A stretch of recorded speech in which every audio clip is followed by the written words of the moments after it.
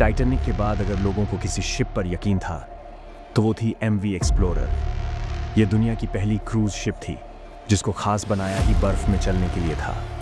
इसकी परफॉर्मेंस इतनी अच्छी थी कि इसने अंटार्कटिका में कई शिप्स को रेस्क्यू करने का रिकॉर्ड भी बनाया है। लेकिन 23 नवंबर 2007 की रात को काले और वीरान सदर्न ओशन में इस शिप के साथ एक ऐसी घटना घटी कि इसको बीच समंदर में ही अकेला छोड़कर निकलना कैप्टन की मजबूरी बन चुकी थी। चलिए समझते हैं आज की इस इंटरेस्टिंग वीडियो में।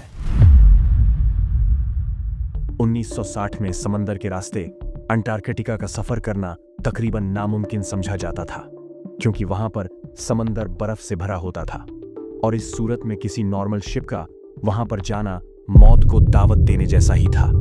मगर एक स्वीडिश अमेरिकन बिजनेसमैन एरिक लिंडब्लेड ने इसे चैलेंज समझकर कबूल किया और एक ऐसी शिप बनाने का इरादा किया जो अंटार्कटिका का सफर आसानी से कर सके और जो लोग अंटार्कटिका देखने का ख्वाब रखते थे वह अपना ख्वाब पूरा कर सके। इसी मकसद के लिए एक स्पेशल शिप तैयार की गई जिसकी लंबाई 240 फुट और वजन 2300 टन से भी ज्यादा था। इस शिप को लिंडब्लेड एक्सप्लोरर का नाम दिया गया। एक्सप्लोरर का कंपैरिजन अगर इतिहास की मशहूर शिप्स टाइटैनिक या फिर आरएमएस ओलंपिक से किया जाए तो यह उनसे छोटी तो जरूर थी, मगर मजबूती में इसका कोई जवाब नहीं था। ये वो पहली क्रूज शिप बनाई गई थी जिसका मकसद पैसेंजर्स को अंटार्कटिका के बर्फीले पानी की सैर कराना था। नॉर्मली यह काम आम शिप्स नहीं कर सकती। अगर कभी शिप्स को बर्फीले समंदर में जाना हो तो उनके आगे आइस ब्रेकर लगाया जाता है, लेकिन यह आइस क्लास 1A शिप यानी इसको बर्फ में चलने के लिए आइस ब्रेकर की जरूरत नहीं थी, बल्कि इसका भाव ऐसे डिजाइन किया गया था कि शिप के वजन से ही बर्फ टूटती जाती थी। इस शिप में 104 पैसेंजर्स और 54 क्रू मेंबर्स के लिए जगह मौजूद थी। क्रूज शिप में तमाम लग्जरी फैसिलिटी के साथ साथ एक और चीज भी थी जो एमवी एक्सप्लोरर की शान में इजाफा कर रही थी, क्योंकि इसे खास तौर पर अंटार्कटिका के सफर के लिए बनाया गया था और वहां मौजूद बर्फ से महफूज रखने के लिए इसके हल को डबल लेयर में बनाया गया था। लॉन्च होते ही यह शिप पूरी दुनिया में फेमस हो गई और लोग इस पर सवार होकर अंटार्कटिका जाने की ख्वाहिश रखने लगे। असल में पहले इसका नाम तो लिंडब्लेड एक्सप्लोरर रखा गया था, लेकिन वक्त के साथ साथ इस शिप के ओनर्स भी बदलते रहे और 2004 में आखिरी बार इसको Toronto based travel company gap adventures ने खरीदा, जिन्होंने इसका नाम एमवी एक्सप्लोरर रख दिया था। इसके बाद यह किसी और मालिक के कब्जे में नहीं आ सकी। 2007 तक एमवी एक्सप्लोरर अंटार्कटिका के 250 कामयाब सफर कर चुकी थी, लेकिन इसी साल के नवंबर में इसको एक ऐसे सफर पर रवाना होना था जहां से लौटकर यह कभी वापस नहीं आएगी। यह नवंबर 2007 था। एमवी एक्सप्लोरर अपने 19 दिनों के सफर के लिए बिल्कुल तैयार थी। इसको अर्जेंटीना के शहर उशुआया से स्टार्ट लेना था और फॉल्कलैंड आइलैंड से होते हुए साउथ जॉर्जिया आइलैंड और फिर अंटार्कटिका तक पहुंचना था। 11वीं नवंबर 2007 को एमवी एक्सप्लोरर में 100 पैसेंजर्स और 54 क्रू मेंबर्स एक बार फिर से अंटार्कटिका के इस हसीन सफर के लिए रवाना हुए। यहाँ तक सब कुछ नॉर्मल चल रहा था। किसी को भी अंदाजा नहीं था कि इनका यह हसीन सफर इनको किस मुसीबत में धकेलने वाला है। एमवी एक्सप्लोरर के कैप्टन 49 ईयर्स के बैंकट वायमन थे। वो हजारों बार इस बर्फ से भरे समंदर पर शिप्स चला चुके थे और इसी एक्सपीरियंस की वजह से ही पैसेंजर्स खुद को सुरक्षित समझ रहे थे। पर अंटार्कटिका के शिप कैप्टन्स चाहे कितने भी एक्सपीरियंस्ड क्यों ना हो, वहां की बदलती कंडीशंस की वजह से हर बार नई मुसीबत का सामना करना पड़ता है और हर बार एक नया चैलेंज उनके लिए तैयार होता है। इस सफर की शुरुआत में कैप्टन बैंक वायमन ने एक नया फैसला किया। वो अपने प्लान रूट से हटकर शिप को एक नए रूट पर से लेकर जाना चाहते थे, क्योंकि कैप्टन का मानना था कि ऐसा करने से शायद वह ज्यादा बर्फ वाले इलाकों से बचकर अपनी मंजिल तक पहुंच सकेंगे।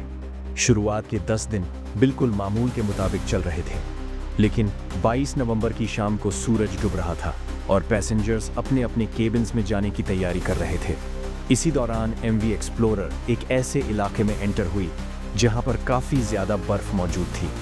कैप्टन ने अनाउंसमेंट की कि हम बर्फ वाले इलाके से गुजर रहे हैं, इसीलिए बर्फ के बार बार टकराने की वजह से शोर पैदा होगा और यह रात आप सबको बर्दाश्त करनी पड़ेगी।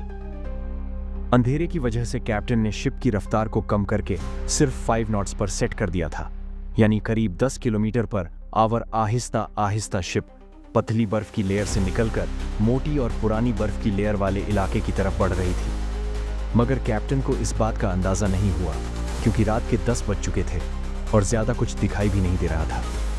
आधी रात के वक्त अचानक शिप एक जोरदार आवाज के साथ रुक गई। पहले तो किसी को कुछ समझ नहीं आया, लेकिन फिर मालूम पड़ा कि शिप एक सख्त बर्फ के टुकड़े से टकराकर रुक गई है, क्योंकि कैप्टन ने पहले ही अनाउंसमेंट कर रखी थी। इसी वजह से काफी पैसेंजर्स ने इस आवाज पर ध्यान नहीं दिया और वह सोते ही रहे। कुछ देर बाद कैप्टन शिप को दोबारा से चलाने में कामयाब हो गए। एमवी एक्सप्लोरर अब दोबारा से बर्फ को काटती हुई समंदर में आगे बढ़ रही थी, मगर कैप्टन समेत शिप में सवार पैसेंजर्स यह नहीं जानते थे कि शिप के हल में एक सुराख हो चुका है और पानी अब धीरे धीरे शिप के निचले हिस्से में जमा होना शुरू हो चुका है। सोए हुए पैसेंजर्स की आंख तब खुली जब उनके केबिन्स में पानी भरना शुरू हो चुका था, क्योंकि पैसेंजर केबिन जहाज के निचले वाले हिस्से में थे, इसीलिए पानी सबसे पहले वहीं पहुंचा था। यह देखते हुए पैसेंजर्स में अचानक एक खौफ की लहर दौड़ गई। हर कोई अपनी जान बचाने के लिए इधर उधर भागने लगा। पानी अब हर मुमकिन जगह से शिप में दाखिल हो रहा था, चाहे लाइट स्विच हो, डक्ट बेंट या फिर दरवाजे की दरारें। जब तक कैप्टन को इस बात का अंदाजा हुआ, जब तक कई केबिन्स पानी से भर चुके थे, पहले तो उनको लगा कि शायद छोटा डैमेज हुआ है जिस पर काबू पाया जा सकता है। लेकिन जब पानी का प्रेशर बढ़ता ही जा रहा था तो कैप्टन भी समझ गया कि बात अब काबू से बाहर निकल चुकी है। कैप्टन ने शिप को खाली करने का ऑर्डर दिया और तमाम लाइफ बोट्स को डिप्लॉयड करने का फैसला किया। इस दौरान शिप बर्फीले इलाके से तो निकल चुकी थी, मगर पानी जमा होने की वजह से वह एक तरफ झुक गई थी। क्रू मेंबर्स जल्दी से शिप को खाली करने और पैसेंजर्स को बचाने में बिजी थे। शिप अपनी मंजिल से 46 किलोमीटर दूर थी और मंजिल पर डैमेज शिप के साथ पहुंचना नामुमकिन था।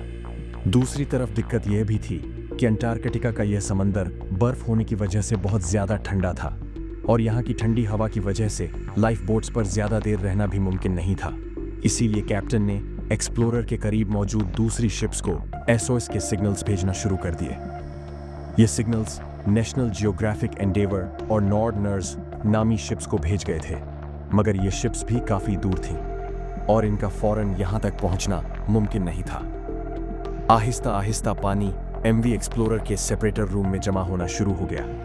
ये वो रूम होता है जहां शिप्स की तमाम मशीनरी मौजूद होती है, यानी इसी रूम से ही पूरी शिप को पावर दी जाती है। इस रूम में पानी भरने की वजह से अब एमवी एक्सप्लोरर की पूरी इलेक्ट्रिसिटी बंद हो गई।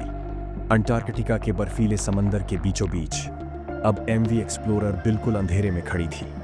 इसके इंजन्स बंद हो चुके थे और अब शिप सिर्फ समुद्री लहरों के रहमो करम पर थी। कैप्टन को जहां इवैक्यूएशन की फिक्र थी, वहीं अब उसको एक और ख्याल भी तंग कर रहा था। अगर शिप का इंजन दोबारा से ऑन ना किया गया तो तेज हवाएं और लहरें शिप को दोबारा बर्फ वाले इलाके में धकेल सकती थी। इलेक्ट्रिकल फेलियर की वजह से इंजन्स को मैनुअली तरीके से ऑन करने की कोशिश की गई। खुशकिस्मती से यह आइडिया काम कर गया और इंजन्स एक बार फिर से स्टार्ट हो गए। क्रू मेंबर्स ने शिप को खाली करने का प्रोसेस और तेज कर दिया। कुछ ही देर में जहाज पर सवार पैसेंजर्स 4 लाइफ बोट्स में सवार होकर ठंडे तरीन पानी में उतर गए। कुछ देर तक कैप्टन और कुछ क्रू मेंबर शिप को सीधा करने की कोशिश करते रहे, लेकिन आखिरकार इंजन एक बार फिर से बंद हो गए। अब एमवी एक्सप्लोरर में पानी तेजी से भरता जा रहा था और कैप्टन को जल्द से जल्द कोई फैसला करना था। अब कैप्टन और कुछ क्रू मेंबर्स भी शिप से उतरकर लाइफ बोट्स में सवार हो गए। अब ये 100 से ज्यादा लोग लाइफ बोट्स में मौजूद ठंडे तरीन सदर्न ओशन में खुले आसमान के नीचे किसी मदद का इंतजार कर रहे थे और ठंडी हवा इनका इंतजार मुश्किल से मुश्किल बना रही थी। अगले 4 घंटों तक यह इंतजार जारी रहा और आखिरकार एक एक शिप इनको बचाने के लिए पहुंच गई। यह नॉर्थ शिप थी जिसे कैप्टन ने एसओएस कॉल दी थी। तमाम लोगों को तो कामयाबी से बचा लिया गया, लेकिन एमवी एक्सप्लोरर के नसीब में डूबना ही लिखा था। एमवी एक्सप्लोरर के इस हादसे पर एक इन्वेस्टिगेशन टीम भी बिठाई गई, जिससे यह नतीजा सामने आया कि यह नुकसान कैप्टन बेंट विमान की गलती की वजह से हुआ, क्योंकि कैप्टन ने जिस बर्फ को पहले साल की पतली बर्फ समझकर शिप को उस इलाके में दाखिल किया, असल में वह कई साल पुरानी बर्फ की मोटी लेयर थी। आज एमवी एक्सप्लोरर का शिपरेक पेंगुइन आइलैंड से 25 मील साउथ ईस्ट में 1300 मीटर की गहराई में मौजूद है। उम्मीद है कि यह वीडियो आप लोग भरपूर लाइक और शेयर करेंगे। मिलते हैं अगली एक और इंटरेस्टिंग वीडियो के साथ वापस। बाय।